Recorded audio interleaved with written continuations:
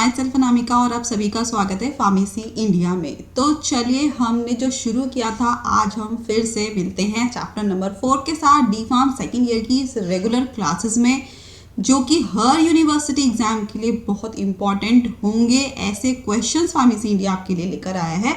तो चलिए शुरू करते हैं आज चैप्टर नंबर 4, जो कि है ड्रग एक्टिंग ऑन CNS। ऐसी ड्रग्स जो कि हमारे CNS पे एक्ट करती हैं। तो चलिए शुरू करते हैं आज इन इम्पोर्टेंट क्वेश्चंस के साथ। तो देखिए, अगर आप लोगों ने अब तक फार्मेसी इंडिया की ऐप को डाउनलोड नहीं किया है तो डाउनलोड कर लीजिए अब तक, क्योंकि आपकी पढ़ाई फार्मेसी इंडिया में बहुत बेहतरीन ढंग से चल रही है, लाइव क्लासेस चल रही हैं। तो फार्मेसी इंडिया की ऐप को डाउनलोड कीजिए और अपनी यूनिवर्सिटी एग्जाम को और ज़्यादा अच्छा कीजिए। अगर व्हाट्सएप और टेलीग्राम चैनल को ज्वाइन नहीं किया है अब तक तो चैनल ज्वाइन कर लीजिए, क्योंकि किसी भी तरीके का अपडेशन जो भी एग्जाम से रिलेटेड, कोई भी यूनिवर्सिटी एग्जाम से रिलेटेड, कॉम्पिटेटिव एग्जाम से रिलेटेड किसी भी तरीके का जो अपडेशन है वो आपको व्हाट्सएप और टेलीग्राम चैनल पर ही मिलता है। और शुरू करते हैं क्वेश्चन नंबर 1 के साथ। तो क्वेश्चन नंबर 1 है, what is anaesthesia, explain various stages, mode of action, mechanism of action of anaesthetics. देखो क्वेश्चन में क्या क्या पूछा गया है। व्हाट इज एनेस्थीसिया पूछा गया है, तो एनेस्थीसिया की डेफिनेशन लिखनी पड़ेगी। और क्या पूछा है, एक्सप्लेन वेरियस स्टेजेस पूछी हैं, ठीक है, कि एनेस्थीसिया में कौन कौन सी स्टेज होती हैं, and oblique mechanism of action या फिर मोड ऑफ एक्शन, एक ही बात है। तो एनेस्थीसिया क्या है, एनेस्थीसिया की क्रिया विधि के विभिन्न चरणों तरीकों की व्याख्या करें। तो लिखना क्या है, आप एग्जाम में बैठ जाते हैं, लिख देते हैं, लेकिन हमें कंटेंट नहीं पता होता कि कितना कंटेंट लिखना है, and that is very very important. Content is very important, how to present and how long should be there, है ना। तो चलिए शुरू करते हैं क्वेश्चन नंबर 1 का एक्सप्लेनेशन। तो एनेस्थीसिया क्या है, एनेस्थीसिया देखो, एनेस्थीसिया का मतलब है कि कोई भी ऐसा सब्सटेंस या कोई भी ऐसा ड्रग जिसको लेकर क्या होता है, जो हमारे सेंसेस हैं वो रिड्यूस हो जाते हैं। तो एनेस्थीसिया इज अ स्टेट, एक ऐसी स्टेट है जो कि temporary loss of sensation cause करती है, हमारी अवेयरनेस को लॉस करती है, हमारी टेम्पररी लॉस जाता है। कहने का मतलब है कि ऐसे एजेंट्स, ऐसी ड्रग्स जो कि हमारे सेंसेशन को, ठीक है, लॉस ख़त्म कर देती है, रिड्यूस कर देती है। हमें ना ही सूंघने में कुछ महसूस होगा, ना ही हमें टच महसूस होगा, सुनपन जो होता है उसको कॉज करती है एनेस्थेटिक ड्रग्स, ठीक है। टेम्पररी लॉस का मतलब है कि कुछ देर के लिए, ठीक है। हाँ, ऐसा नहीं है कि एनेस्थीसिया दिया और जो बंदा है वो हमेशा के लिए ही एकदम बेहोश हो गया, ऐसा नहीं है। एनेस्थीसिया का मतलब है जो नंबनेस कॉज होगी, वो सेंसेशन जो खत्म हो रही है, वो जो अवेयरनेस खत्म हो रही है XYZ पेशेंट में, वो टेम्पररी लॉस होगी, and that is included for the medical purpose. और ये किस चीज़ के लिए इंपॉर्टेंट होता है, मेडिकल पर्पस के लिए। मान लीजिए किसी को बेहोश करना है या फिर किसी के फिंगर का, किसी के लेग का ऑपरेशन है, सर्जरी है, तो क्या होता है, वहाँ पे सेंसेशंस ख़त्म कर दी जाती हैं, ताकि सेंसेशन और जो अवेयरनेस है वो ख़त्म हो जाएगी। तो क्या होगा, बंदे को फील नहीं होगा कोई भी पेन सेंसेशन। तो एनेस्थीसिया पेन रिड्यूसिंग भी कॉज करती हैं। अब बात करते हैं mode of action, mechanism of action of anaesthesia, या फिर कह सकते हैं हम स्टेजेस ऑफ एनेस्थीसिया। तो कितनी स्टेजेस हैं, फर्स्ट स्टेज है स्टेज ऑफ एनाल्जेसिया। देखो, स्टेज ऑफ एनाल्जेसिया का मतलब है ऐसी स्टेज जिसमें एनाल्जेसिक इफेक्ट होता है। मान लो अगर ये मेरा हाथ है और इसका हमें क्या करना है, इसको एनेस्थीसिया देना है। तो एनेस्थीसिया 2 टाइप का होता है, local anaesthetic and general anaesthetics, ठीक है। लोकल एनेस्थेटिक जो कि लोकली अप्लाई करते हैं किसी भी बॉडी के पर्टिकुलर एरिया में, और जनरल एनेस्थेटिक की पूरी की पूरी बॉडी की हो जाती है, एनेस्थाइज हो जाती है, ठीक है, बेहोश हो जाती है। तो यहाँ पर एनेस्थीसिया की स्टेजेस, फर्स्ट स्टेज है एनाल्जेसिक। जब भी कभी एनेस्थीसिया दिया जाता है तो सबसे पहली कंडीशन होती है कि जो पेन है वो खत्म हो जाएगा, ठीक है। तो पहली स्टेज ऑफ एनाल्जेसिया, और ये स्टार्ट होती है beginning of inhalation of anaesthetics. जैसे ही सूंघा एनेस्थीसिया, तुरंत के तुरंत ये क्या करता है, लॉस ऑफ कॉन्शियसनेस कॉज करता है। लॉस ऑफ कॉन्शियसनेस मतलब जो जागृति है, जो हम जाग रहे हैं, अच्छा मेरे साथ क्या हुआ, मुझे उस घंटे का पता नहीं, हम ऐसा बोलते हैं कभी कभी जब किसी की सर्जरी होती है, किसी का जनरल एनेस्थीसिया दिया जाता है, तो उसका जो लॉस ऑफ कॉन्शियसनेस कॉज होता है, उसे उस घंटों का, जिस टाइम उसकी सर्जरी हुई है, जिस टाइम एनेस्थीसिया का एक्शन उसकी बॉडी के अंदर है, उसको कोई भी किसी भी तरीके की कॉन्शियसनेस नहीं होती है। It involve sensation of falling. जो सेंसेशंस हैं वो खत्म हो जाती है, ना ही सुनाई देगा, ना ही दिखाई देगा, ठीक है, ना ही कुछ फील होगा, कुछ महसूस नहीं होगा। तो सेंसेशंस ऑलमोस्ट नील बटे सन्नाटा, ठीक है। Remoteness and feeling of warmth. Remoteness मतलब क्या होगा, गर्मी बहुत ज़्यादा लगेगी, ठीक है। ऐसा लगेगा जैसे जो कोई मूवमेंट नहीं होगा, ठीक है। रिमोटनेस का मतलब किसी भी तरीके की जो गतिविधि है वो नहीं होगी। पैर हिलाना चाहेंगे हिला नहीं पाएंगे, सर घुमाना चाहेंगे घुमा नहीं पाएंगे, गर्मी बहुत ज़्यादा हीट ऐसी फील होगी पेशेंट को स्टेज ऑफ एनाल्जेसिया में। और एनाल्जेसिया क्या होता है, कॉन्शियसनेस जो खत्म हो जाती है उस कंडीशन से जस्ट पहले, या फिर कह सकते हो इस कंडीशन के साथ साथ, लॉस ऑफ कॉन्शियसनेस के साथ साथ स्टेज ऑफ एनाल्जेसिया कॉज होती है। बी है stage of delirium. Stage of delirium का मतलब है कि ये जो कंडीशन है, ये जो स्टेज है, ये वाला जो सेकंड स्टेज है हमारा, इसमें क्या हो रहा है, लॉस ऑफ कॉन्शियसनेस हो रहा है कि ठीक है, पहले में लॉस ऑफ कॉन्शियस हुआ, पेन सेंसेशन खत्म हो गई, और ये स्टार्ट होती है just beginning of surgical anaesthesia. जिस टाइम सर्जरी स्टार्ट होने वाली है उससे जस्ट एक स्टेज पहले। इसके अंदर क्या होता है, जो पेशेंट है उसमें बहुत सारे हमें सिम्टम्स दिखाई देते हैं, जैसे एक्साइटमेंट, बहुत ज़्यादा एक्साइटमेंट देखने के लिए मिलेगा, बहुत ज़्यादा शोर मचा सकता है पेशेंट, बहुत ज़्यादा हंसी आ सकती है पेशेंट के अंदर, ठीक है, या फिर एक भ्रम सपने जैसी फील हो सकती है, ऐसा कह सकते हैं। स्टेज ऑफ डिलीरियम का मतलब है ऐसा लगेगा जैसे हम कोई ख्वाब देख रहे हैं, ठीक है। मन के अंदर जो थॉट्स हैं वो बहुत ज़्यादा उभर के हमें दिखते हैं, जिसमें ये सिम्टम्स दिखते हैं। मस्कुलर एक्टिविटी बहुत ज़्यादा बढ़ेगी, भले ही हमारे हाथ पैर चल ना पाए फिर भी हम हाथ पैर हिलाने की बहुत ज़्यादा कोशिश करेंगे। वॉमिटिंग हो सकती है, जो प्यूपिल है, जो हमारी आंखों की जो पुतली है वो डायलेट हो सकती है, और जो पेशेंट है उसको हाइपरटेंशन या टेकिकार्डिया कभी कभी हो सकता है। तो ये है stage of delirium. Third stage है स्टेज ऑफ सर्जिकल एनेस्थीसिया। अब सर्जिकल एनेस्थीसिया क्या है, कौन सी कंडीशन के बाद है, डिलीरियम की कंडीशन के बाद है, ठीक है। और ये क्या है, इसमें क्या होता है, जो ड्रग्स है वो हमारी बॉडी के अंदर पहुंच चुकी होती है, ब्लड तक बिल्कुल इजीली वो हमारे बॉडी ब्लड तक पहुंच चुकी होती है, डीप ब्रीदिंग स्टार्ट हो जाती है, ठीक है। इस कंडीशन में सर्जिकल एनेस्थीसिया में हम सर्जरी कर सकते हैं, ठीक है, सर्जरी कंटिन्यू हम कर सकते हैं। इससे पहली कंडीशन में हम सर्जरी नहीं कर सकते हैं। डीप ब्रीदिंग स्टार्ट हो जाएगी, जो पेशेंट है वो थर्ड स्टेज को पास कर देगा। सर्जिकल एनेस्थीसिया मतलब सर्जरी हो सकती है। इसमें जितने भी रिफ्लेक्सेस हैं, चाहे वो किसी भी तरीके का रिफ्लेक्स हो, चाहे वो जितने भी एंजाइम्स का सिक्रीशन हो, या फिर जितने भी सिक्रीशन जो स्टमक से सिक्रीशन हो रहा है, वो सिक्रीशन, वो रिफ्लेक्सेस, चाहे वो कफ का रिफ्लेक्स हो, वो सब के सब कम हो जाएंगे, रिड्यूस हो जाएंगे, ठीक है। रेगुलर रेस्पायरेशन हो जाएगा, जो रेस्पायरेशन है, जो सांस लेने की जो इंटेंसिटी है वो भी रेगुलर हो जाएगी, और स्केलेटल मसल बिल्कुल रिलैक्स हो जाएगी। रिलैक्स का मतलब हाथ पैर बिल्कुल भी नहीं हिलेंगे, बिल्कुल एकदम ऐसे बिल्कुल गहरी नींद में जैसे इंसान सो गया है, ऐसी कंडीशन है। बस इस कंडीशन में सर्जरी परफॉर्म की जाती है। चलिए, अब ये जो कंडीशन है सर्जिकल, ये भी कितनी फॉर्म में है, 4 डिफरेंट प्लेन्स में है। 4 डिफरेंट प्लेन मतलब प्लेन फर्स्ट की अगर हम बात करें तो जो स्टेज ऑफ सर्जिकल एनेस्थीसिया है, प्यूपिल क्या होगी, प्लेन फर्स्ट में नॉर्मल होगी, ठीक है। प्यूपिल का साइज नॉर्मल होगा, लेकिन जो आई बॉल है, वो आई बॉल का मतलब मान लो अगर ये हमारी सुंदर सी प्यारी सी अगर हमारी आंखें हैं, तो ये हमारा क्या है, ये हमारा आई बॉल है, सबकी आंखों में होता है ना, और बीच में ये प्यूपिल होता है, ठीक है। अब ये क्या है, ये जो प्यूपिल वाला जो पार्ट है, ये वाला जो पार्ट है ये तो नॉर्मल है, लेकिन ये वाला जो पार्ट है ये क्या करेगा, मूव करता रहेगा, जैसे हम आंखें ऐसे ऐसे करते हैं ना, बस वही इधर उधर घूमता रहेगा। तो पहली सर्जिकल एनेस्थीसिया में पहला प्लेन है। प्यूपिल क्या करेंगी, देन डायलेट करेंगी। प्यूपिल नॉर्मल है, प्यूपिल का कोई दिक्कत नहीं है, लेकिन फिर क्या होगा, थोड़ी सी देर बाद प्यूपिल क्या करेगा, डायलेट करेगा, फिर दोबारा से नॉर्मल साइज में आएगा, डायलेट करेगा, फिर नॉर्मल साइज में आएगा, फिर डायलेट करेगा, फिर नॉर्मल साइज में आएगा। रेस्पायरेशन फुल होगा, किसी भी तरह की कोई दिक्कत नहीं होगी, रेगुलर होगा, जिस तरीके से पेशेंट सांस लेता है वैसे ही लेगा। BP and pulse rate also normal, BP और पल्स रेट भी नॉर्मल होंगे।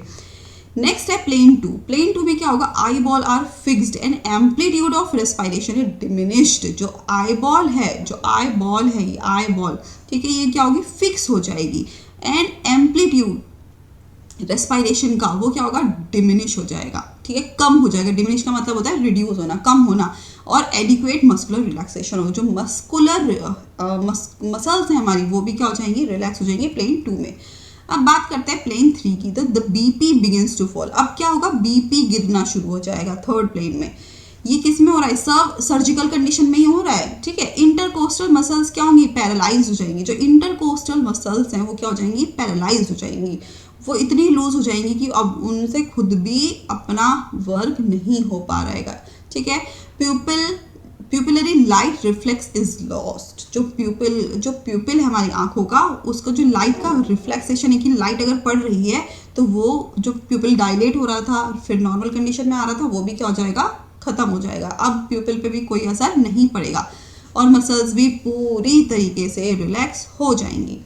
नेक्स्ट है फोर्थ प्लेन, सर्जिकल एनेस्थीसिया में इंटरकोस्टल मसल कंप्लीटली पैरालाइज। जो इंटरकोस्टल मसल्स हैं वो बिल्कुल पूरी तरीके से पैरालाइज हो जाएंगी। इसका मतलब जो बॉडी हमारी पूरी तरीके से रिलैक्स हो जाएगी। Pupils further dilate. अब क्या होगा, जो फोर्थ प्लेन है सर्जिकल एनेस्थीसिया में, उसमें प्यूपिल क्या होगा, फिर दोबारा से डायलेट करना शुरू हो जाएगा। बीपी फिर दोबारा से कम होना शुरू हो जाएगा। All secretions are completely abolished. जितने भी सिक्रीशंस हो रहे हैं, गैस्ट्रिक सिक्रीशन, ठीक है, जितने भी रेस्पिरेटरी सिक्रीशन, जीआईटी सिक्रीशन है, वो सब खत्म हो जाएंगे। बिल्कुल किसी भी तरीके का सिक्रीशन नहीं होगा। अब ये तो बात हो गई third stage, stage of surgical. अब नेक्स्ट है stage of respiratory paralysis. Stage of respiratory paralysis का मतलब है जो ये वाली स्टेज है, इसके अंदर डिप्रेशन होगा वाइटल्स में। जो वाइटल्स मेडुलरी सेंटर है वो क्या हो जाएगी, हमारी डिप्रेस्ड हो जाएगी। जो डायफ्राम है उसमें कॉन्ट्रैक्शन होगा, ठीक है, और इरेगुलर होगा। Respiratory arrest also lead. जो रेस्पिरेटरी अरेस्ट है, ठीक है, वो भी कॉज होगा जिसकी वजह से क्या होगा, वैसोमोटर कोलैप्स हो जाएगा। जो हमारे सांस लेना है वो मसल्स इतनी रिलैक्स हो जाएंगी कि वैसोमोटर कोलैप्स हो जाएगा। या फिर कह सकते हो रेस्पिरेटरी सिस्टम क्या है हमारा, पूरी तरीके से मसल्स क्या हो जाएंगी, रिलैक्स हो जाएंगी और किसी भी तरीके का रेस्पिरेटरी रिफ्लेक्स नहीं कॉज होगा। चलिए, ये तो बात हो गई क्वेश्चन नंबर फर्स्ट की। अब बात करते हैं क्वेश्चन नंबर 2 की। That is define and classify general anaesthetics giving examples. Define करना है मतलब डेफिनेशन देनी है और क्लासिफिकेशन देना है किसका, जनरल एनेस्थेटिक्स का, with example, giving with example. तो उदाहरण देते हुए सामान्य संवेदनाहारी को परिभाषित और वर्गीकृत करें। तो सबसे पहले तो डेफिनेशन ही है कि जनरल एनेस्थेटिक, जैसे कि मैंने बताया था एक दो स्लाइड पहले, कि जनरल एनेस्थेटिक ऐसे एनेस्थेटिक्स हैं, ऐसी ड्रग्स हैं जिसको हमारी बॉडी में देने के बाद, एडमिनिस्टर करने के बाद हमारा जो कॉन्शियसनेस है टोटल पूरी की पूरी तरीके से या फिर कुछ हद तक पार्शियल लॉस हो जाता है। जो कॉन्शियसनेस है, पेन से सेंसेशंस है, वो पूरी तरीके से या फिर लगभग बिल्कुल खत्म हो जाती है जनरल एनेस्थीसिया में। एग्जाम्पल की अगर बात करें, मान लो अगर किसी का, हम बोलते हैं कि बहुत ऐसे कॉमन टर्म में कि एक XYZ पेशेंट है जिसका ऑपरेशन हुआ और उसकी पूरी बॉडी को एनेस्थीसिया दिया गया, मतलब उसकी पूरी बॉडी को बेहोश करा गया। तो जो बंदा है जो बेहोश हुआ है, जिसको किसी भी तरीके का कोई सेंसेशन नहीं है, किसी भी तरीके की कॉन्शियसनेस नहीं है, that is given by general anaesthetics. वो क्योंकि उसको जनरल एनेस्थेटिक्स दिया गया है इसलिए उसको किसी भी तरीके का कोई एहसास नहीं है। उसकी जो कॉन्शियसनेस है, उसकी जो जागृति है, उसको जो याद रहना है, वो उसे कुछ भी याद नहीं होगा जब तक जनरल एनेस्थेटिक का असर बॉडी के अंदर रहेगा। पूरी बॉडी, ठीक है, पूरी बॉडी एनेस्थाइज हो जाएगी जनरल एनेस्थेटिक्स में। चलिए अब क्लासिफिकेशन की बात करते हैं। तो इनहेलेशन जनरल एनेस्थेटिक्स की फर्स्ट कैटेगरी है इनहेलेशन जनरल एनेस्थेटिक। ऐसी ड्रग्स जो कि इनहेल करी जाती हैं, जैसे कि वोलेटाइल लिक्विड्स। वोलेटाइल लिक्विड्स की बात करें तो डाइथाइल ईथर है, क्लोरोफॉर्म है। आपने बहुत सारी वेब सीरीज या बहुत सारे ऐसे सीरियल्स देखे होंगे कि हैंकी पे ऐसे डाला, ऐसे सुंघाया और बेहोश, ठीक है। तो क्लोरोफॉर्म, जितनी भी ऐसी ड्रग्स हैं वो सब क्या की जाती हैं, सुंघाई जाती हैं और इंसान बेहोश हो जाता है या फिर एनेस्थाइज हो जाता है, ठीक है। हेलोथेन, ट्राइक्लोरोइथाइलिन, मिथॉक्सीफ्लूरेन, इथाइल क्लोरीन, ठीक है। और दूसरा है इनहेलेशन जनरल एनेस्थेटिक्स के अंदर गैसेस के अंदर ड्रग आती हैं साइक्लोप्रोपेन, नाइट्रस ऑक्साइड, इथाइलिन। ये बात हो गई हमारे इनहेलेशन। सेकंड है इंट्रावेनस। इंट्रावेनस मतलब जो वेन्स में दी जा रही है ऐसी जनरल एनेस्थेटिक, जिसके अंदर ड्रग आती है अल्ट्रा शॉर्ट एक्टिंग बार्बिचुरेट, जिसके अंदर ड्रग आती है थायोपेंटोन, मिथोहेक्सिटोन, नेक्स्ट है नॉन बार्बिचुरेट्स, ये बात हो गई बार्बिचुरेट्स की। नेक्स्ट है नॉन बार्बिचुरेट्स जिसके अंदर ड्रग आती है प्रोपेंडिन, केटामाइन, एल्थेसिन, इटोमिडेट। चलिए ये तो बात हो गई जनरल एस्थेटिक्स की। क्वेश्चन नंबर 3 है define and classify hypnotics and sedatives giving suitable examples. Definition देनी है, क्लासिफिकेशन देना है हिप्नोटिक्स का, सेडेटिव्स का विद देयर एग्जांपल्स। तो उपयुक्त उदाहरण देते हुए सम्मोहन और सामक औषधियों को परिभाषित और वर्गीकृत करें। तो सबसे पहले हिप्नोटिक क्या है? ऐसी ड्रग्स या ऐसे एजेंट्स जो कि स्लीप इंड्यूस करती है। स्लीप इंड्यूस करती है मतलब नींद लाने में मदद करती है और ऐसे रिजेंबल करती है, ऐसे दर्शाती है जैसे वो नेचुरल स्लीप हो, इज कॉल्ड हिप्नोटिक्स। सेडेटिव्स क्या है? ऐसी ड्रग्स हैं जो कि रिलैक्स तो कर रही हैं हमें लेकिन स्लीप इंड्यूस नहीं कर रही हैं, ठीक है, विदाउट इंड्यूसिंग स्लीप। तो यहाँ पे क्या होगी? कामिंग इफेक्ट होगा, बॉडी एकदम काम हो जाएगी, एकदम ऐसे सुस्त पड़ जाएगी, एकदम काम हो जाएगी हमारी बॉडी, लेकिन शांत हो जाएगी, लेकिन कोई भी स्लीप इंड्यूस नहीं होगी। हिप्नोटिक्स में क्या हो रहा? कामिंग इफेक्ट हो रहा है, शांत हो रही है हमारी बॉडी, लेकिन यहाँ पर इंड्यूस होगी स्लीप, बस यही डिफरेंस है, ठीक है। और सेडेटिव इफेक्ट में क्या हो रहा है? सेडेटिव जो भी ड्रग्स हैं हमारी वो एक्साइटमेंट को कम करती हैं। नेक्स्ट है इंसोम्निया। इंसोम्निया ऐसी कंडीशन है जिसमें जो नींद है वो बहुत ज़्यादा कम हो जाती है। अगर हम बोलते हैं कि मुझे नींद ना आए, तो मुझे नींद ना आए मतलब इंसोम्निया हुआ है, ठीक है, जिसमें सोने में बहुत ज़्यादा दिक्कत होती है। क्लासिफिकेशन की हम बात करें हिप्नोटिक्स एंड सेडेटिव्स की, तो बार्बिचुरेट्स है। अच्छा, सेडेटिव की ही डोज को बढ़ा देते हैं तो वो हिप्नोटिक्स हो जाती है। तो बार्बिचुरेट्स की बात करें तो these are classified as follows: barbiturates, hypnotics या सेडेटिव। लॉन्ग एक्टिंग बार्बिचुरेट्स, तो लॉन्ग एक्टिंग बार्बिचुरेट्स के अंदर ड्रग आती है क्या? Barbitone and phenobarbitone. और अगर इसके ड्यूरेशन ऑफ एक्शन की बात करें तो कितना है? 8 घंटा या फिर 8 घंटे से ज़्यादा इसका एक्शन हमें देखने के लिए मिलता है। नेक्स्ट है intermediate acting barbiturates. Intermediate acting barbiturates मतलब एमाइल बार्बिटोन और साइक्लोबार्बिटोन, जिसका एक्शन कब तक हमें देखने के लिए मिलता है? 4 आवर्स। नेक्स्ट है short acting barbiturates. Short acting barbiturates के अंदर आती है हेक्सोबार्बिटोन एंड सिकोबार्बिटोन, जिसका ड्यूरेशन ऑफ एक्शन कितना है? 4 आवर्स या फिर 4 आवर्स से कम। अल्ट्रा शॉर्ट एक्टिंग जो बहुत शॉर्ट टाइम के लिए हमारी बॉडी के अंदर रहती है, जैसे कि थायोपेंटोन है, मिथोएक्सीटोन है, ड्यूरेशन ऑफ एक्शन कितना है? 1 आवर, तो 1 घंटे। ये बात हो रही है कि हमें 1 घंटे का सर्जरी है, 4 घंटे की सर्जरी है, या फिर 4 घंटे 8 घंटे से ज़्यादा की सर्जरी है, तो हमें कौन सा जनरल एनेस्थेटिक यूज़ किया जाएगा? तो ये है यहाँ पर हमारा क्लासिफिकेशन। नेक्स्ट है नॉन बार्बिचुरेट्स। नॉन बार्बिचुरेट्स के अंदर ड्रग आती है बेंजोडाइजापीन, जैसे कि डायजापाम है, नाइट्राजिपाम है, ऑक्सीजिपाम है। नेक्स्ट है एल्कोहल, जैसे क्लोरहाइड्रेट है, इथेनॉल है। नेक्स्ट है एल्डिहाइड, जैसे कि पैरल्डिहाइड है, तो ये हमारे नॉन बार्बिचुरेट्स कैटेगरी के अंदर आती है। एस्टल्डिहाइड कार्बिनॉल, जैसे कि इथोनामेट। इनऑर्गेनिक आयंस हैं, ब्रोमाइड्स हैं, और अदर ड्रग्स है जैसे मेप्रोबेमेट है, एंटीहिस्टामिनिक्स हैं with sedative action like hyoscine, ठीक है। तो ये हमारे क्या हो गया? क्लासिफिकेशन की बात हो गई है। नेक्स्ट है 4th question, what is epilepsy? Explain various types of epilepsy, classify anti convergent anti epileptic drugs. सबसे पहले पूछा गया है एपिलेप्सी क्या है, उसके वेरियस टाइप्स बताएं और उनका क्लासिफिकेशन देना है। तो मिर्गी क्या है? मिर्गी के विभिन्न प्रकारों के बारे में बताएं और एंटी कन्वर्जेंट एंटी एपिलेप्टिक दवाओं को वर्गीकृत करें। तो एपिलेप्सी या सीजर क्या है? ये क्रॉनिक कन्वल्सिव डिसऑर्डर है। ये क्या है? डिसऑर्डर है जिसमें क्या हो रहा है? हमारा सडन लॉस हो जा रहा है, एकदम से हमारी जो कॉन्शियसनेस है वो खत्म हो जा रही है, जो हमारी जागृति है, हम अवेयर जो हैं कि हमें कब हाथ उठाना है, कब हमें बोलना है, कब सर हिलाना है, जो भी चीज़ हम अवेयर हैं जो अपनी बॉडी के लिए, वो खत्म हो जाती है, ठीक है। But not always with characteristic body movement. लेकिन यहाँ पे जो हमारे शरीर की जो गतिविधि है वो हमारे कॉन्शियसनेस के साथ नहीं बैठती है, ठीक है। हमारी जो बॉडी की एक्टिविटी है वो एबनॉर्मल तरीके से मूव करती है और हम उसके लिए कॉन्शियस नहीं होते हैं। And sometimes with autonomic hyper activity. और कभी कभी ऐसा होता है कि मिर्गी का दौरा जिस टाइम पड़ता है या फिर सीजर अटैक पड़ रहा है, एपिलेप्सी हो रही है, तो जो पेशेंट है उसके अंदर ऑटोनॉमिक मतलब ऑटोमेटिक ही हाइपर एक्टिविटी आ रही है, चीख रहा है, चिल्ला रहा है, हाथ पैर बहुत तेज चला रहा है, तो ये सब क्या है? ऑटोनॉमिक हाइपर एक्टिविटी है। The term epilepsy is derived from, जो एपिलेप्सी है वो डिराइव हुई है किससे? ग्रीक वर्ड से, ठीक है, जिसका मतलब है किससे मिलके बना है? एपिलेब्निन, जिसका मतलब होता है सीज, और सीज का मतलब होता है सडन पोजेशन। ठीक है, एकदम से मिर्गी के दौरे आ रहे हैं, सडन पोजेशन हो रहा है। ठीक है, अचानक से हमारी बॉडी पे कब्जा हो गया है। ठीक है, पॉजेस होना।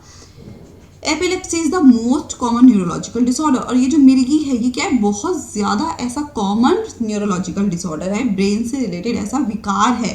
ठीक है, कैरेक्टराइज बाय पैरोक्सिमल सेरेब्रल डिसरिथमिया, जिसकी वजह से, जो कि क्यों हो रहा है? पैरोक्सिमल जो हमारा सेरेब्रल है, जो पार्ट है ब्रेन का, वो क्या है? डिसरिथम हो रहा है, उसमें कुछ ना कुछ इम्बैलेंस कैटेगरी हो रही है, जिसकी वजह से मिर्गी जैसी कंडीशन हो रही है।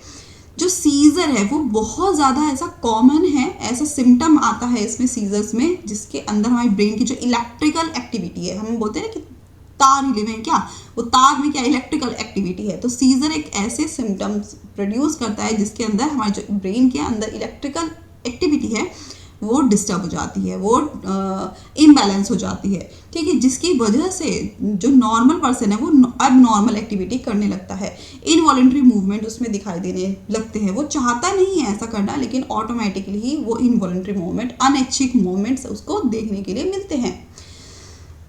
The sensation of thoughts, synchronous discharge, ये सब उसको देखने के लिए मिलते हैं। ठीक है, उसे किसी भी तरीके का कोई अवेयरनेस नहीं होती है कि उसकी बॉडी के साथ, उसके ब्रेन के साथ क्या हो रहा है। अब बात करते हैं टाइप्स ऑफ एपिलेप्सी। तो टाइप्स ऑफ एपिलेप्सी, जैसे ग्रैंड मैल एपिलेप्सी। तो ग्रैंड मैल एपिलेप्सी क्या है? उसको also known as tonic clonic seizure. तो ग्रैंड मैल एपिलेप्सी को हम क्या बोलते हैं? टोनिक क्लोनिक सीजर ही बोलते हैं। और ये एक टाइप है सीजर का जिसके अंदर बहुत ज़्यादा वायलेंट मसल कॉन्ट्रैक्शन होते हैं, जिसके अंदर उसे कोई सुध-बुध नहीं होता। जैसे कभी कभी किसी को मिर्गी के दौरे पड़ते हैं और हमें ऐसा लगता है कि वो हाथ पैर मार रहा है, बहुत तेज से चीख रहा है, बहुत ज़ोर ज़ोर से अपने आप को चोट पहुंचा रहा है, तो इसका मतलब उसे क्या हुआ है? ग्रैंड मैल एपिलेप्सी हुई है, जिस कंडीशन में जो हमारा सीएनएस है वो डिप्रेस्ड हो जाता है। ठीक है, कन्वर्जन्स, जितने भी कन्वर्जन्स है are followed by generalise CNS depression. CNS depress हो जाता है, जिसकी वजह से एपिलेप्सी जैसी कंडीशन हो रही है। और ग्रैंड मैल एपिलेप्सी को टोनिक क्लोनिक सीजर भी बोला जाता है। नेक्स्ट है temporal lobe epilepsy. Temporal lobe epilepsy का मतलब एक सडन अटैक होता है। ठीक है, हमारे जो इमोशंस हैं, हमारे जो बिहेवियर है वो एकदम से चेंज हो जाएगा। That is also known as epilepsy and that called temporal lobe epilepsy. Convulsions इसमें एब्सेंट है। क्या कन्वर्जन्स नहीं हो रहे हैं कि हाँ हाथ पैर इनवॉलेंट्री मूवमेंट्स आ रहे हैं, ऐसा कुछ भी नहीं हो रहा है, लेकिन हाँ एकदम से अटैक आने का मतलब बिहेव और इमोशंस चेंज हो जा रहे हैं। हम बोलते हैं कि अरे उसने तो ऐसी आवाज़ निकाली, हम उसमें तो कुछ आ गया, ऐसा कुछ नहीं होता। वो एपिलेप्सी का एक पार्ट है, उसका जो बिहेव है वो बिल्कुल चेंज हो गया, उसका जो इमोशंस है वो बिल्कुल चेंज हो गया। अभी तो खुश था लेकिन अभी नॉर्मल से एकदम से वो चेंज हो गया। The entire attack consist of abnormalities of behaviour.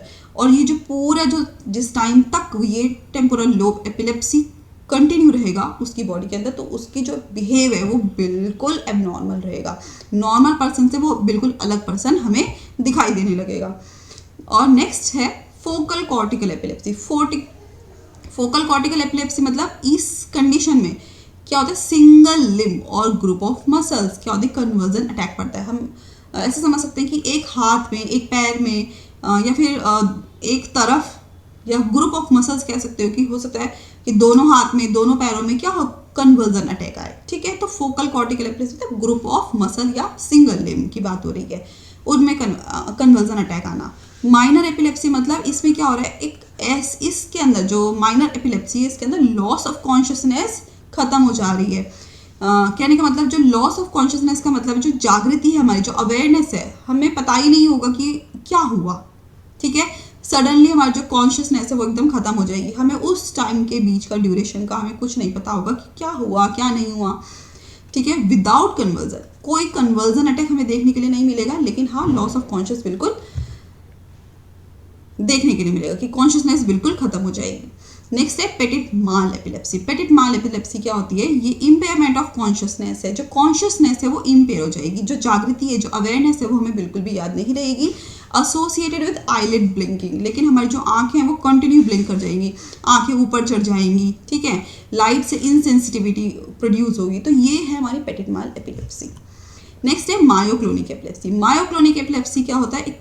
It consist isolated clonic jerk. Person का एकदम ऐसा अकड़ जाएगा, अपनी बॉडी को बिल्कुल जर्क वाली कंडीशन में लेके आएगा। इन्फेंटाइल एपिलेप्सी, ये ऐसी कंडीशन है जब इन्फेंट्स में एपिलेप्सी हो रही है और कंसिस्ट ऑफ मेंटल डिटीरियोरेशन। इसके अंदर क्या हो रहा है, जो बच्चे हैं, जो छोटे बच्चे, जो इन्फेंट्स हैं, जो न्यू बॉर्न हैं, 1-2 महीने, 4 महीने, 6 महीना, उन बच्चों में हमें ये एपिलेप्सी के सिम्टम्स दिखाई देते हैं, जिसके अंदर उनका जो मेंटल डेवलपमेंट है वो रिड्यूस हो जाता है, जो कॉग्निशन है, वो याद करना, बच्चों को दिमाग से काम लेना, वो बिल्कुल डाउन हो जाता है। तो यह है इन्फेंटाइल एपिलेप्सी। नेक्स्ट है मोटर एपिलेप्सी। मोटर एपिलेप्सी मतलब इनवॉलंटरी मूवमेंट्स दिखाई देते हैं हमारे थंब में, एंगल्स ऑफ माउथ में, जो मुंह है वो टेढ़ा हो जाएगा, जो हाथ हैं, जो पैर हैं, वो इनवॉलंटरी एक्टिविटी प्रोड्यूस करेंगे, ठीक है, पैरालिसिस, अटैक हो जाएगा, that is also motor epilepsy. Next है हिप्स अरिथमिया। हिप्स अरिथमिया मतलब इट अकर्स इन इन्फेंट्स। ये किस में होगा, इन्फेंट्स में होता है, जो छोटे बच्चे होते हैं उसमें होगा। और फॉलिंग स्पेल, कि चलते चलते गिर गया, चलते चलते गिर जाना, दैट इज ऑल्सो हिप्स अरिथमिया, ठीक है, and it occurs in infants. Head dropping, जो सर है वो एकदम से झटका लेके नीचे गिर जाएगा, मायोक्लोनिक जर्क होंगे, एकदम अकड़न वाली स्थिति हो जाएगी, तो जर्क जैसी कंडीशन हो जाएगी हिप्स अरिथमिया में। नेक्स्ट बात करते हैं इसके क्लासिफिकेशन की। तो फर्स्ट है drug used in grand mal epilepsy. ऐसी ड्रग्स जो कि ग्रैंड मैल एपिलेप्सी में यूज होगी, फिनेटोइन है, मिथोइन है, फिनोबाबिटोन है, प्रीमिडोन है, कार्बामेजेपिन है।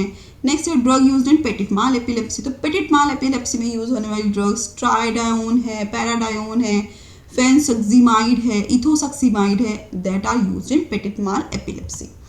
Drug effective in psychomotor epilepsy. Psychomotor epilepsy में ड्रग यूज होने वाली फिनेटोइन है, प्रीमिडोन है, ट्राइडायोन है। नेक्स्ट है फोकल कॉर्टिकल और Jacksonian epilepsy, that is phenytoin, methoin, phenobarbitone, primidone. Next है स्टेटस एपिलेप्टिकस। स्टेटस एपिलेप्टिकस जैसे कि डायज़ेपाम है, पैराल्डिहाइड है, थायोपेंटोन है।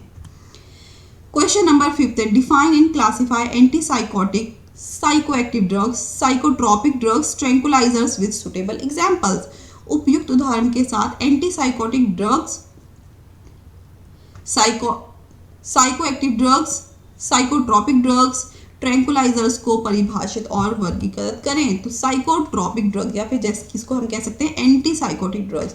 तो ऐसे ड्रग्स, ऐसे एजेंट्स जो कि साइकियाट्रिक डिसऑर्डर को ट्रीट करते हैं, जो मन के विकार है, जो मन के डिसऑर्डर्स है, जो मन से जो बीमारियां प्रोड्यूस हो रही हैं, उन बीमारियों को ट्रीट करती हैं antipsychotic drugs, and that are known as psychotropic drugs. Classification की बात करें तो टिपिकल एंटीसाइकोटिक ड्रग है, जैसे कि ये ड्रग्स क्या करती हैं, एक्ट करती हैं कहाँ पर, डोपामिनर्जिक सिस्टम पे, ब्लॉक करती हैं डोपामिन टाइप को। कौन से डोपामिन टाइप को, टाइप 2, D2 रिसेप्टर्स को ब्लॉक करती हैं, जैसे फिनोथायाजीन कैटेगरी एग्जाम्पल में आती है, क्लोरप्रोमाजीन, ट्राइफ्लोपिराजीन।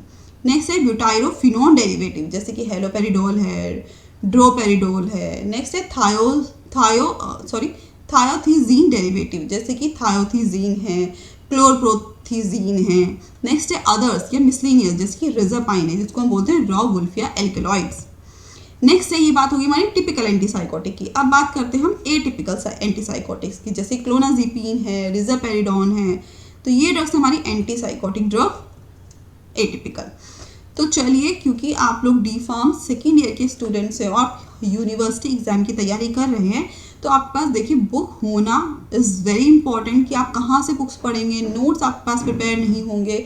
तो हर चीज़ अवेलेबल है फ्लिपकार्ट पे। फार्मेसी इंडिया ने 6 बुक्स को ऑलरेडी लॉन्च कर दिया है, तो आप पढ़ सकते हैं। मास्टर नोट्स हैं, इस नंबर को कॉल करके भी आप ये नोट्स मंगा सकते हैं। मॉडल पेपर से तैयारी करना चाहते हैं और अपनी जो प्रैक्टिस है उसको और स्ट्रॉन्ग करना चाहते हैं, तो भी आप फ्लिपकार्ट पे जाकर फार्मेसी इंडिया से आप इन बुक्स को मंगा सकते हैं। कैश ऑन डिलीवरी अवेलेबल है। Question number 6, what is mania? Write in brief about antimanic drugs, जिसको हम बोल रहे हैं मूड स्टेबलाइजर्स। तो उन्माद क्या है? एंटीमैनिक दवाओं, मूड स्टेबलाइजर्स के बारे में संक्षेप में लिखे। तो मैनिया क्या है? ठीक है, पहली बात तो मैनिया की डेफिनेशन पूछी जा रही है, और ब्रीफ अबाउट एंटीमैनिक ड्रग्स मतलब क्लासिफिकेशन पूछा जा रहा है। तो चलिए, मैनिया मतलब होता है बाइपोलर डिसऑर्डर। और मैं बहुत बार ऐसे बताती हूँ कि कभी खुशी कभी गम वाला जो एपिसोड है तो समझ लो मैनिया है, कि सडनली मूड स्विंग्स हो गए, हंसते हंसते हंसते क्या हुआ, एकदम से उसे कुछ बात बुरी लगी, वो एकदम से वो डिप्रेस्ड हो गया, या डिप्रेस्ड कंडीशन एकदम से थी और एकदम से खुश होने लगा, जोर जोर से एक्साइटेड मोड में पहुंच गया। ठीक है, तो बाइपोलर डिसऑर्डर ओवर एक्साइटेड है, जब हम खुश होते हैं ओवर एक्साइटेड होते हैं, that is known as bipolar disorder. ठीक है, इसमें हमारा जो मूड का जो एनर्जी है वो क्या हो जाती है, शिफ्ट हो जाती है, हमारे थिंकिंग प्रोसेस पे, हमारे बिहेवियरल प्रोसेस पे, ये सब का सब जो प्रोसेस है हमारे, ये चेंज हो जाते हैं और हमें दिखाई देता है या तो एक्सट्रीम डिप्रेशन या फिर एक्सट्रीम हैप्पीनेस या एक्साइटमेंट जिसको हम कह सकते हैं। सिम्टम्स की बात करें, स्लीपिंग वेरी लिटिल, जिस टाइम खुश होंगे, जिस टाइम बहुत ज़्यादा दुखी होंगे तो नींद बहुत रेयर आती है, बट फीलिंग एक्सट्रीमली एनर्जेटिक, बहुत ज़्यादा एनर्जेटिक है लेकिन स्लीप कम है। टॉकिंग सो रेपिडली, इतनी खुशी है कि इतना ज़्यादा बोलेंगे कि others can not keep up, उस जो इतना फास्ट बोलेंगे, इतना जल्दी जल्दी बोलेंगे कि दूसरे इंसान को कुछ पल्ले नहीं पड़ेगा, लेकिन वो बोलते रहेंगे, खुश होते रहेंगे।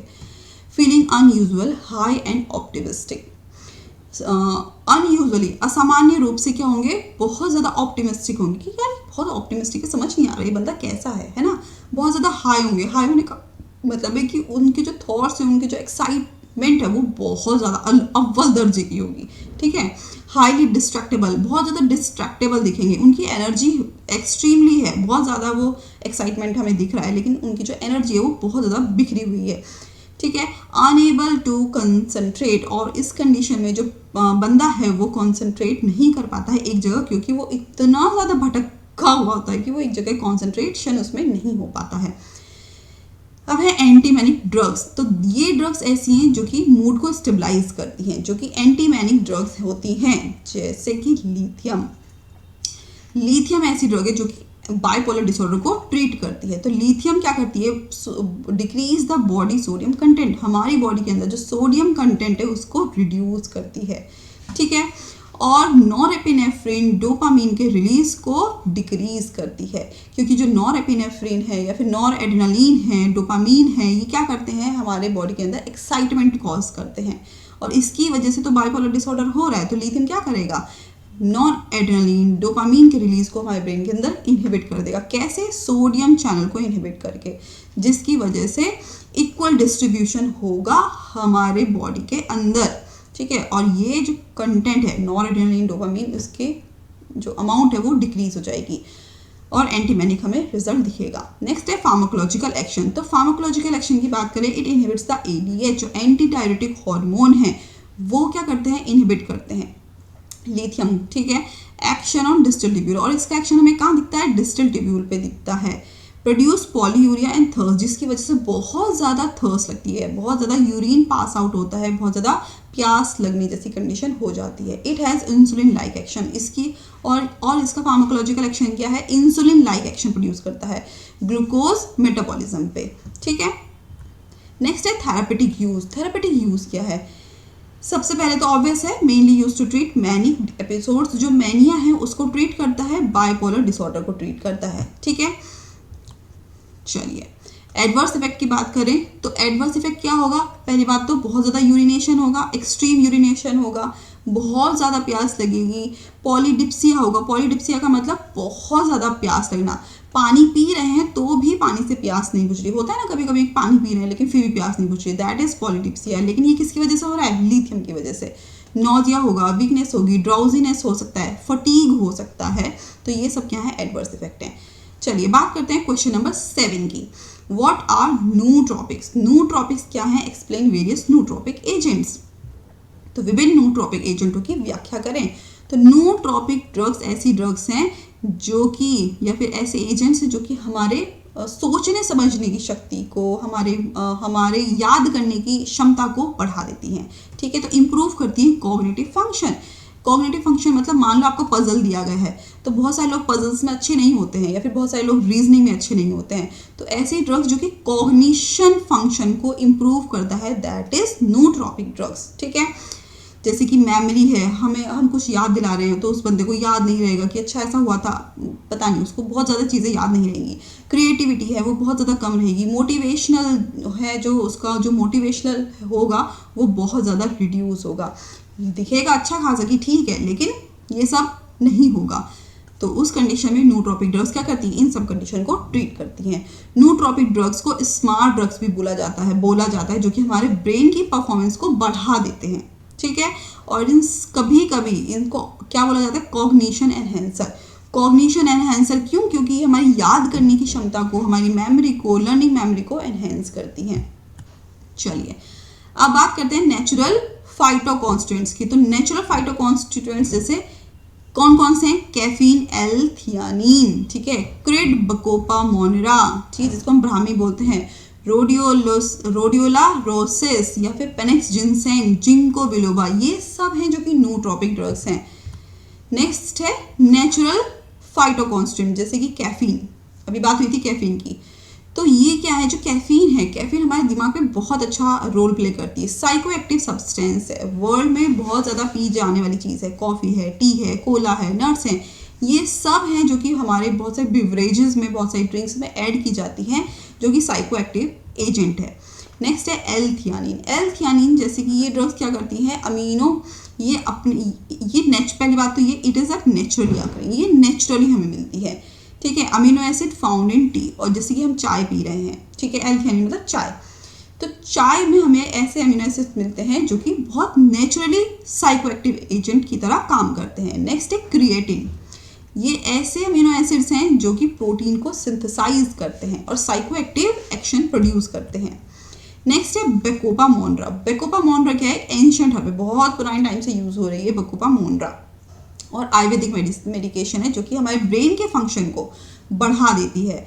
कोई भी इंफॉर्मेशन लेनी हो कि बचपन में ऐसा हुआ था, अच्छा मेरे साथ 6th क्लास में ऐसा हुआ था, मैं फर्स्ट आई थी, मैं रेस में फर्स्ट आई थी, या जो भी XYZ जो भी मेमोरी है हमारी, उसको अगर हमें इंफॉर्मेशन लेनी है तुरंत, मतलब हमें कभी भी याद करना है, तो एकदम से याददाश्त को बढ़ाने में काम करती है बेकोपा मोनरा, ठीक है, इंप्रूवमेंट इन मेमोरी। नेक्स्ट है पेनेक्स जिनसेंग। तो पेनेक्स जिनसेंग क्या है, ये भी बहुत पुरानी ऐसी ड्रग है जो कि हमारे ब्रेन के फंक्शन को बूस्ट अप करती है, हमारे जो काम करने की क्षमता है हमारे दिमाग की, वो बहुत ज़्यादा बढ़ जाती है, लेकिन इसकी जो डोज है वो 200 to 400 mg से ज़्यादा नहीं लेनी चाहिए। चलिए नेक्स्ट है सिंथेटिक कंपाउंड्स। ये तो बात हो गई किसकी, नेचुरल कंपाउंड्स की। अब बात करते हैं हम सिंथेटिक कंपाउंड्स की, जैसे कि पिरासिटम है।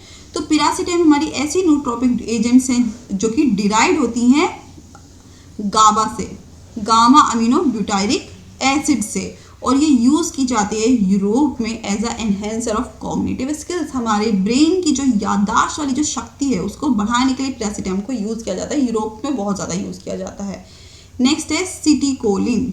सिटिकोलिन जैसे कि ये भी क्या हमारे साइकोस्टिमुलेंट नूट्रोपिक एजेंट्स हैं, ये भी क्या है हमारी साइको एक्टिविटी को बढ़ाने में काम करती हैं, मोटर को, सेंसरी सिस्टम को, हमारे ब्रेन की मोटर एक्टिविटी को, सेंसरी एक्टिविटी को बढ़ा देती है। अच्छा मान लो 3 जने पूछे हैं और हमने बजर वाला एक क्वेश्चन पूछा कि देखते हैं पहले कौन बजर हो जाता है, तो जो मतलब ठीक है क्वेश्चन तो आपने सुन लिया, लेकिन कभी कभी हम लेट हो जाते हैं, है ना, तो वो जो मोटर वाला फंक्शन है कि इधर सुना और इधर फटाफट से हमने क्या करा, वो मोटर एक्टिविटी करी, वो सब जो सिटोकोलिन जो ड्रग है वो ड्रग क्या करती है, एक तरीके से नूट्रोपिक एजेंट है क्योंकि मोटर और सेंसरी सिस्टम को और स्टिमुलेट करती है, एनहेंस करती है। नेक्स्ट है लिविटिरासिटम। लिविटिरासिटम क्या एक न्यू एंटी कन्वर्जेंट ड्रग है जो कि हमारे कॉग्निशन को इम्प्रूव करती है, लर्निंग मेमोरी को इम्प्रूव करती है, और ये भी नूट्रोपिक इफेक्ट प्रोड्यूस करती है। चलिए क्वेश्चन नंबर 8 की तरफ बढ़ते हैं। Write a note on major tranquillisers. Major tranquillisers बताने हैं हमें, फिनोथायाजीन, मेजर ट्रैंकुलाइजर्स के बारे में बताना है, फिनोथायाजीन के बारे में बताना है। तो प्रमुख ट्रैंकुलाइजर्स फिनोथायाजीन, मेजर ट्रैंकुलाइजर्स फिनोथायाजीन पर एक नोट लिखें। तो क्लोरप्रोमाजीन के बारे में सबसे पहले, ये क्या हमारी क्लोरप्रोमाजीन हमारी फिनोथायाजीन डेरिवेटिव है। क्या पूछा था, फिनोथायाजीन के बारे में पूछा, तो फिनोथायाजीन का डेरिवेटिव क्या हमारा क्लोरप्रोमाजीन है, जो कि बहुत सारे ऐसे फार्माकोलॉजिकल एक्शन प्रोड्यूस करता है, ठीक है, जैसे कि एक called by the trade name Largactil, ठीक है, तो इसको हम क्या बोलते हैं, ट्रेड नेम लार्गेटेड बोलते हैं। तो फार्माकोलॉजिकल एक्शन जैसे बिहेवियरल इफेक्ट, तो हमारे बिहेव पे इसका क्या इफेक्ट पड़ता है। इन पेशेंट विद मेजर साइकोसिस, अगर बहुत ज़्यादा मन के विकार हैं तो ये क्या है, साइको मोटर एक्टिविटी को एनहेंस कर देता है, ठीक है। इमोशनल को क्वाइट कर देता है, जो बिहेवियरल है, जो हमारा बिहेव है उसको शांत करता है, जो बहुत ज़्यादा थॉट्स आ रहे हैं, एंजाइटी जैसी जो कंडीशन हो रही है उसको ट्रीट करता है, ठीक है। थॉट्स को कम करेगा तो हम कुछ सोच पाएंगे। बहुत ज़्यादा खुश होने के टाइम पे हमारे दिमाग में इतने थॉट्स रहते हैं, इतनी ज़्यादा खलबली रहती है कि हम आगे कुछ सोच नहीं पाते हैं। तो उस वेकफुलनेस को, उस जागृति को बनाने में हमारे ये ड्रग, ये फार्माकोलॉजिकल एक्शन काम आते हैं। चलिए, the drug produces anti psychotic effect by blocking the receptor of dopamine and norepinephrine in brain. जो ड्रग्स हमारी एंटी साइकोटिक ड्रग्स, ये क्या करती हैं, ऐसे रिसेप्टर्स को ब्लॉक करती है। कौन से रिसेप्टर को? डोपामीन और नॉर एड्रेनालिन या फिर नॉर एपिनेफ्रिन जिसकी हम बात कर रहे थे, उनकी एक्टिविटी को कम करती है, तभी ये एंटी साइकोटिक इफेक्ट अपना प्रोड्यूस कर सकती हैं। एंटी साइकोटिक एक्शन प्रोड्यूस होगा क्योंकि ये कॉम्पिटेटिवली ब्लॉक करती है डोपामिनर्जिक रिसेप्टर को और नॉर एपिनेफ्रिन के रिसेप्टर्स को। चलिए देखते हैं इफेक्ट ऑन एएनएस। तो एएनएस पे इसका क्या हमें एक्शन दिखेगा? It has central depressant action. ये क्या है? सेंट्रल डिप्रेसेंट एक्शन प्रोड्यूस करते हैं ऑन हाइपोथैलेमिक सेंटर। जो हमारा हाइपोथैलेमस ब्रेन है वहाँ पर ये डिप्रेस कॉज करते हैं। एएनएस क्या हो जाता है? हमारा डिप्रेस हो जाता है, जिसकी वजह से सिंपैथेटिक एक्टिविटी है, जितनी भी हमारी सिंपैथेटिक एक्टिविटी है वो भी क्या हो जाएंगी? रिड्यूस हो जाएंगी। Effect on CVS, cardiovascular system पे इसका क्या हमें रिस्पॉन्स दिखेगा? तो कार्डियोवास्कुलर सिस्टम पे क्या होगा? हाइपोटेंशन कॉज होगा, क्योंकि डिप्रेशन हो रहा है कहाँ पर? हमारे हाइपोथैलेमस में, अभी जस्ट मैंने बताया है ना, जिसकी वजह से सिंपैथेटिक टोन भी कम हो जाएगा, जिसकी वजह से वेसोडाइलेशन होने के कारण बीपी भी कम हो जाएगा, ठीक है। Anti emetic effect, anti emetic effect में जो ड्रग है वो क्या करेगी? सीटीजेड को डिप्रेस करेगी। जो कीमो रिसेप्टर ट्रिगर जोन है इसको डिप्रेस करेगी, जिसकी वजह से कह सकते हो मेडुला में जब सीटीजेड डिप्रेस हो जाएगा तो जो वॉमिटिंग आ रही है, ठीक है, वो रिड्यूस हो जाएगी। तो एंटी एमेटिक इफेक्ट प्रोड्यूस करेगा। नेक्स्ट है effect on temperature regulating centre. तो टेम्परेचर रेगुलेटिंग सेंटर पे इसका क्या रिस्पॉन्स हमें दिखेगा? ये क्या करेगा? टेम्परेचर को डिक्रीज करेगा बाय एडर्जिक ब्लॉकिंग।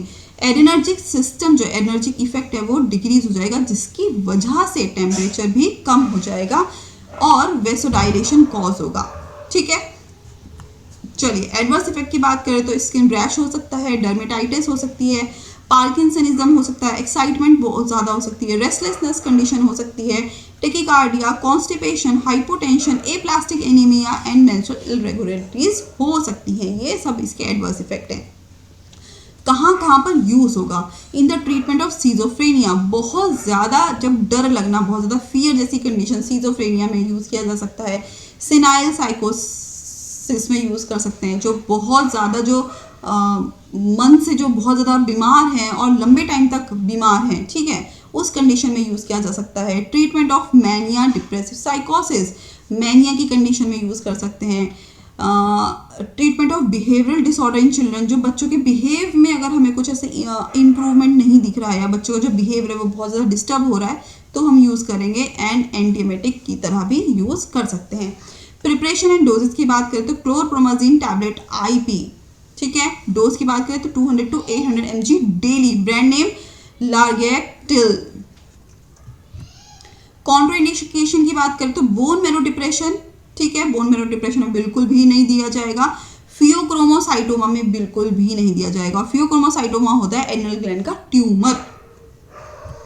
चलिए question number 9, describe phenytoin as an anti convulsant drug. Phenytoin बताना है, लेकिन किस कंडीशन में बताना है? एंटी कन्वर्जन ड्रग के रूप में बताना है। तो फिनेटोइन को एक एंटी कन्वर्जन ड्रग दवा के रूप में वर्णित करें।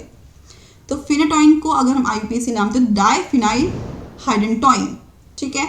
और ये क्या एक ऐसी ड्रग है जिसको प्राइमरीली यूज किया जाता है इन द ट्रीटमेंट ऑफ एपिलेप्सी। मिर्गी के दौरों को ट्रीट करने के लिए फिनेटोइन यूज किया जाता है।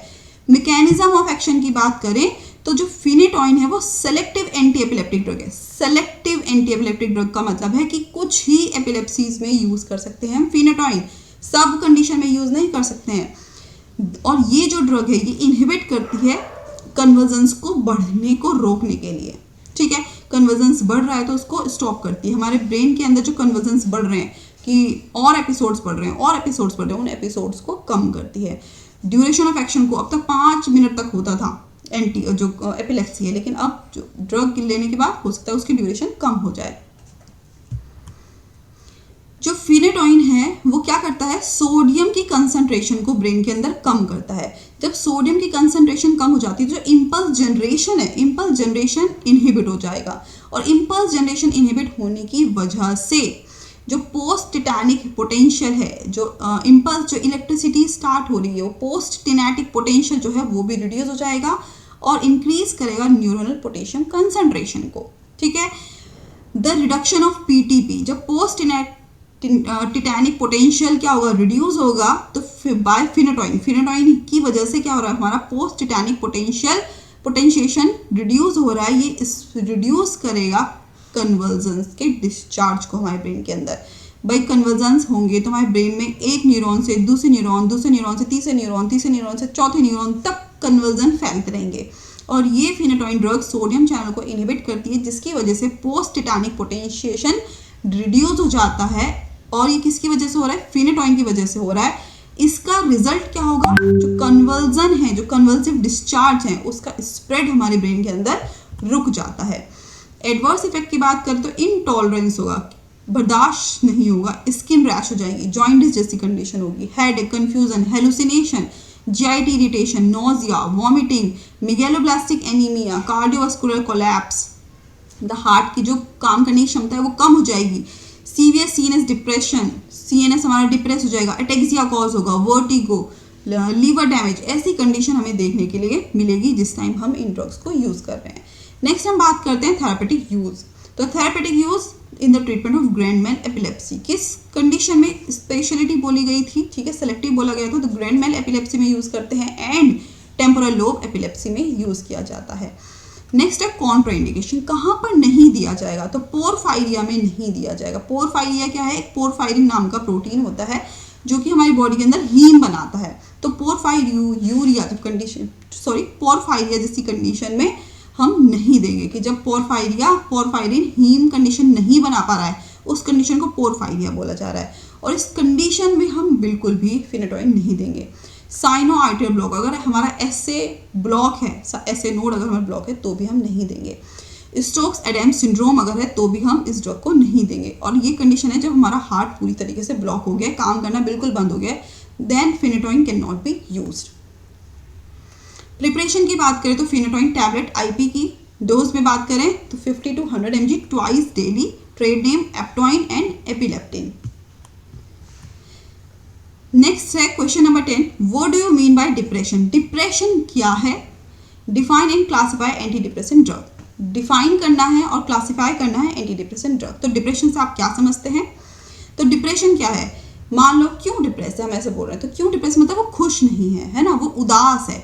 तो एक ऐसा मेंटल इलनेस कैरेक्टरिस्टिक है ये, जिसमें क्या हो रहा है, हमारा जो ब्रेन है वो हमारे मूड को अच्छा नहीं कर पा रहा है। मूड क्या हमारा डिप्रेस्ड है, मूड हमारा अच्छा नहीं है, हमारे मूड की जो एबिलिटी है वो क्या हो गई, चेंज हो गई है। तो डिप्रेशन कंडीशन में क्या इंसान खुश होगा, बिल्कुल भी नहीं, सैडनेस होगा। जो थॉट्स हैं, जो थॉट्स होंगे वो कैसे होंगे, ऐसे होंगे बहुत ज़्यादा उदास, गम वाले। जो सॉन्ग भी सुनेगा वो भी ऐसे थके हारे से, ठीक है। और ये क्या है, it is usually of short duration. Normally depression बहुत कम टाइम के लिए होता है, लेकिन डिप्रेशन रहता है, अगर ये ट्रीट ना हो तो बहुत लंबे टाइम तक डिप्रेशन रहता है, और एट लास्ट इसका रिजल्ट सबको पता है क्या होता है डिप्रेशन का। इसलिए डिप्रेशन को ट्रीट हमें करना चाहिए जल्दी से जल्दी। कॉजेज़ क्या हो सकते हैं, क्यों होता है डिप्रेशन, ठीक है, वो चाहे सोशल हो, चाहे स्कूल का हो, चाहे कॉलेज का हो, चाहे किसी का भी कोई भी फैक्टर हो, ठीक है, लेकिन कॉज क्या है, रीज़न क्या है, किस कारण से हो रहा है। तो decrease the level of excitatory neurotransmitter, हमारे ब्रेन के अंदर जो एक्साइटेटरी न्यूरोट्रांसमीटर्स हैं, जैसे कि एड्रेनलिन है, नॉर एड्रेनलिन है, सेरोटोनिन है, ठीक है, एसिटाइलकोलिन है, ये जो हमारे अंदर, हमारे ब्रेन के अंदर जो एक्साइटेटरी न्यूरोट्रांसमीटर है, इनके लेवल में कमी आ जाती है, इसलिए इंसान डिप्रेस्ड हो जाता है, ठीक है, चाहे रीज़न कोई भी हो। सिम्टम्स की बात करें तो लॉस ऑफ प्लेजर, किसी भी चीज़ में मन नहीं लगेगा, जिसको हम बोलते हैं एनहीडोनिया, ठीक है, किसी भी एक्टिविटी में काम करने का मन नहीं लग रहा है, नींद नहीं आ रही है, बहुत ज़्यादा उदास हैं, बहुत ज़्यादा ऐसे गुस्से में हैं, मूड बिल्कुल खाली है, कोई थॉट्स नहीं, बिल्कुल बेकार, सब एकदम थका हारा सा, गिल्ट वाली कंडीशन होगी, ऐसा क्यों हुआ, ऐसा क्यों हुआ, ठीक है। वर्थलेसनेस जिस कंडीशन बोलते हैं कि मैं बिल्कुल बेकार हूँ, मुझे कुछ नहीं आता है। फटीग और डिक्रीज्ड एनर्जी, बहुत थका सा, हमेशा एनर्जी बिल्कुल लो होनी, तो ये सिम्टम्स हैं। क्लासिफिकेशन ऑफ एंटी डिप्रेसेंट की बात करें या फिर साइको एनालिप्टिक्स की बात करें या फिर मूड एलिवेटर्स की बात करें, एक ही बात है। तो ट्राईसाइक्लिक एंटी डिप्रेसेंट के अंडर ड्रग आती है इमिप्रामीन है, डेसिप्रामीन है, एमिट्रिप्टाइलिन है, नॉरट्रिप्टाइलिन है, डॉक्सिपिन है, ये हमारे ट्राईसाइक्लिक एंटी डिप्रेसेंट ड्रग हैं। नेक्स्ट है मोनोअमीन ऑक्सीडेज इनहिबिटर, जिसको माओ इनहिबिटर भी बोलते हैं, लाइक आइसोकार्बोक्साजेड है, नियालामोड है, फेनिलजीन है, फेरिग्लिन है, ट्रेनिल सिप्रोमीन है। नेक्स्ट है मूड स्टेबलाइजर, जैसे लिथियम कार्बोनेट है, मेनसेरिन है। तो ये ड्रग्स हैं जो कि एंटी डिप्रेसेंट ड्रग हैं। चलिए यहाँ पर हमारे क्वेश्चन खत्म होते हैं। 10 क्वेश्चन थे जो कि बहुत इंपॉर्टेंट होने वाले हैं आपकी हर यूनिवर्सिटी एग्जाम के लिए। कोई भी यूनिवर्सिटी का बंदा हो उसके लिए बहुत इंपॉर्टेंट ये क्वेश्चंस, क्योंकि आप डी फार्म सेकेंड ईयर के स्टूडेंट और यूनिवर्सिटी एग्जाम की तैयारी कर रहे हैं, तो नोट्स आपको बनाने की कोई ज़रूरत नहीं है। नोट्स आपको बिल्कुल बने बनाए मिल रहे हैं फार्मेसी इंडिया की तरफ से। बुक्स अवेलेबल हैं, 6 की 6 बुक्स फ्लिपकार्ट पे अवेलेबल है, cash on delivery also available है। इस नंबर को कॉल करके भी आप मंगा सकते हैं। मॉडल पेपर से पढ़ना बहुत ज़रूरी है, क्योंकि जितनी आप प्रैक्टिस करेंगे उतना ही आपके जो स्कोर करने की जो कैपेबिलिटी है वो बहुत ज़्यादा बढ़ जाती है। तो आप अपने मॉडल पेपर्स को फ्लिपकार्ट के ज़रिए फार्मेसी इंडिया के ऐप से भी डाउनलोड कर सकते हैं ऑल्सो, लेकिन फ्लिपकार्ट पे भी अवेलेबल है, और ऑर्डर करने के लिए बैनर पर क्लिक भी आप कर सकते हैं। अब तक अगर फार्मेसी इंडिया की ऐप को डाउनलोड नहीं किया है तो डाउनलोड कर लीजिए। मोबाइल ऐप है तो मोबाइल सबके पास है, अपनी पढ़ाई शुरू कर लीजिए। अब तक व्हाट्सएप और टेलीग्राम चैनल को ज्वाइन नहीं किया है, और आप पीडीएफ चाहिए आपको इस सेशन की, इस चैप्टर की, तो भी आपको व्हाट्सएप और टेलीग्राम को डाउनलोड करना पड़ेगा, चैनल को ज्वाइन करना पड़ेगा, ताकि किसी भी तरीके का अपडेशन है, पीडीएफ है, आपको मिल जाए। चलिए, थैंक यू सो मच। यहाँ तक चैप्टर 4 के हमारे बहुत इंपॉर्टेंट क्वेश्चंस कंप्लीट होते हैं। नेक्स्ट क्लास में नेक्स्ट चैप्टर हम लेकर आएंगे, तब तक के लिए थैंक यू सो मच।